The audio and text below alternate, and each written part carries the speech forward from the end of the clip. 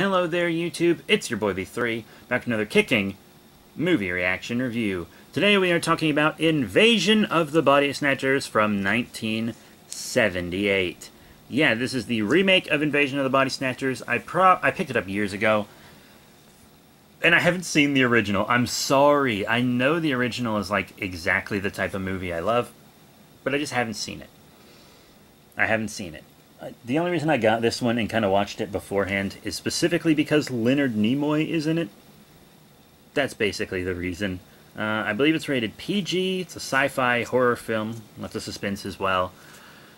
Runs about an hour, 55 minutes. There are several places you can watch it.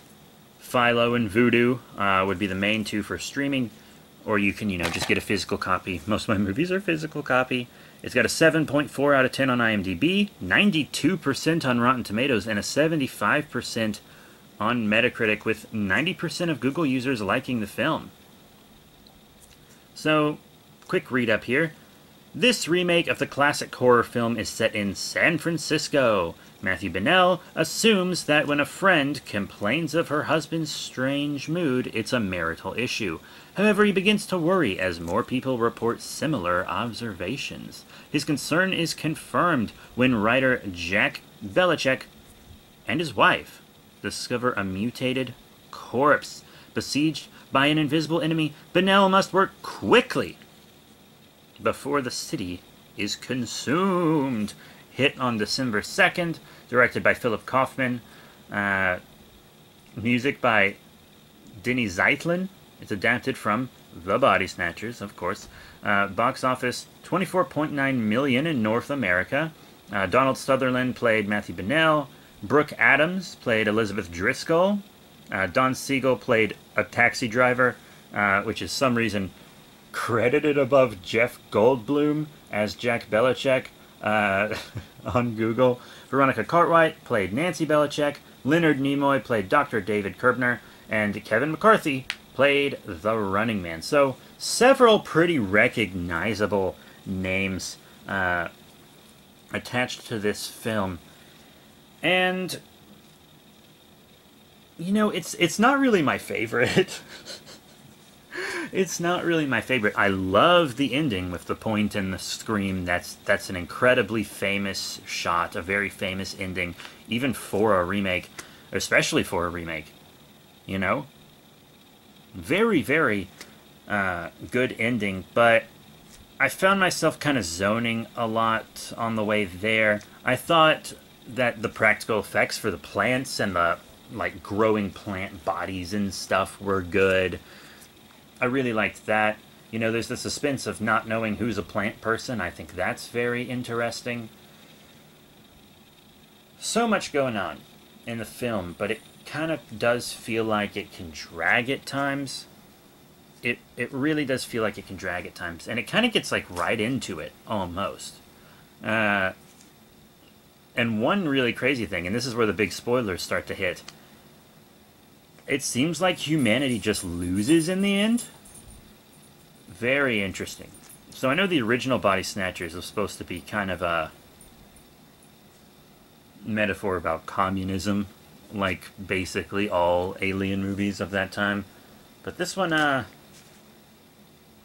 sometimes it's hard to tell with the remake. I'm not sure if this one has anything that it's as specifically about. It could be about the same thing. I don't know. I didn't really pick up any specific messages like that. I also want to talk about the dog. So the aliens at one point body snatch a dog, but they put a human's face on it. And it's like, oh, I guess they body snatched a dog because then that dog can, sniff out people that aren't plant people, that are just humans pretending to be assimilated. Which seems to be the case, because there's, a dog that kind of figures them out. And it's like, oh, it probably has the human head, specifically so that it can communicate to the other plants who's a human. But none of that makes sense. That's how I explained it in my head, but then once the movie was over and I thought about it a bit more, I remember being like, wait a second, if it has a human head, then it gets rid of the features that the dog has, like a nose, that could detect humans from plants.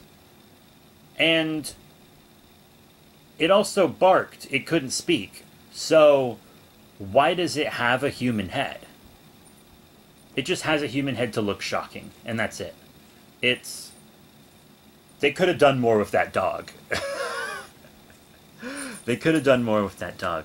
The humans also figure it out oddly fast. Like, even going into it knowing what's up, it feels like the humans figured it out really, really quickly. Especially with the slow pace that it had. And I don't mind slow-paced stuff. Like, early Heisei Kamen Rider is very slowly paced. But, like, I loved Kabuto and Ryuki and stuff, you know? It's just like... Huh. Okay. Also didn't really find it that scary. I don't know. I think... But I kind of like how tame it was. In a way, it was more subtle creepiness, which I do prefer. But it didn't creep me out or scare me. Because, like... I don't know if you saw my review for Antlers, 2021. But that movie, I adored it. Because it wasn't... There were a few jump scares in it, but it was mostly aimed at making the audience feel uncomfortable, which is the type of horror I prefer. Because that's the type of horror that sticks with you after the movie. You know, my gloves are farting. I just filmed a Safari Sam, and I haven't taken the gloves off yet, because I'm going to film another one. That's why the background here is black instead of Pokemon. Because these gloves are really small. It's kind of a bit for Safari Sam that they won't buy him the correct size gloves. And it's hard to get them on and off. And they're also disposable, so I don't really reuse them. So I'm keeping the gloves on. That's why I have gloves on. But Invasion of the Body Snatchers, it just kind of felt okay. I thought everyone's performance was good. I thought all the actors did a good job. Every single one of them.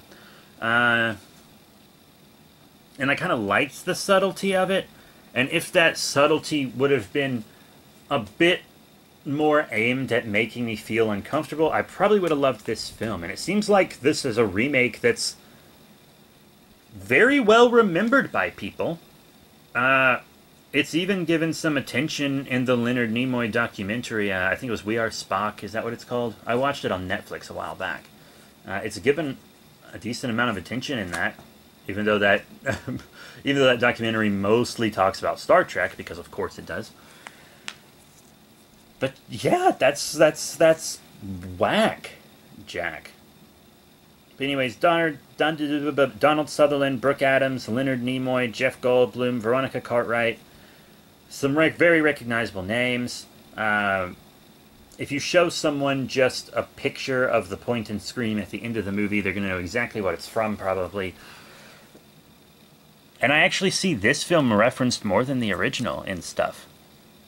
I see that point referenced a lot, the specific one from this film. And the body snatcher screech is, like, just awesome. Everybody loves the screech.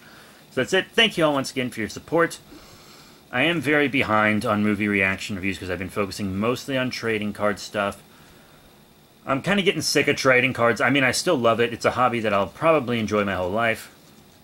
But all the eBay stuff and everything has kind of become draining, so I'm going to take a break from that, from listing cards and making the for sale videos, which nobody watches anyways. And I am still going to have them, like, I'm going to open an Elite Trainer box for Pokemon Celebrations and stuff soon, but not as much. So that's it. Thank you all once again for your support. Check out all the links in the link tree, and I'll see you all next time.